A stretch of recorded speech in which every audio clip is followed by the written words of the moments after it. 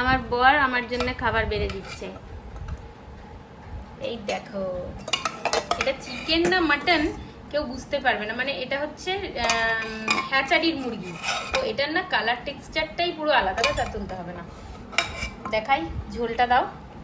দেখেছো? এবার দেখো কুকারে করেছি রান্নাটা, ঠিক আছে? কুকারটার ভেতরে দেখো একদম, মানে ঠিক মনে হচ্ছে না পুরো একদম সেই খাসির মাংস রান্না হয়েছে।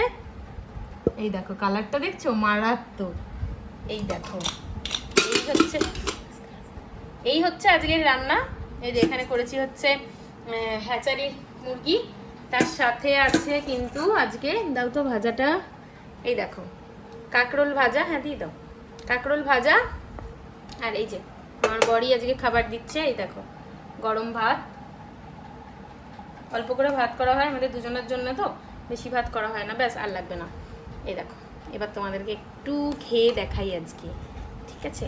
এই দেখো, পুরো মনে হচ্ছে না খাসির মাংস, একদম পুরো খাসির মাংসের মতন খেতে, আর সেদ্ধটাও না ভীষণ সুন্দর হয়। এই দেখো, মানে একটুখানি সিটি মেরে সেদ্ধ করেছি। এ দেখো মাংসের পিসগুলো দেখেছো, খুব সুন্দর।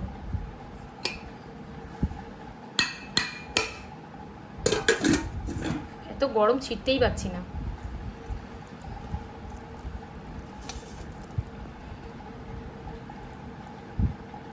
আর এই যে সাথে কাঁকরোল ভাজা নিয়ে নিয়েছি। কাঁকরোলটা না আজকে আলু, কাঁকরোল, পেঁয়াজ আর অল্প পোস্ত দিয়ে ভেজেছি, একটু দেখিয়ে দাও সামনে থেকে। এ দেখো খুব সুন্দর।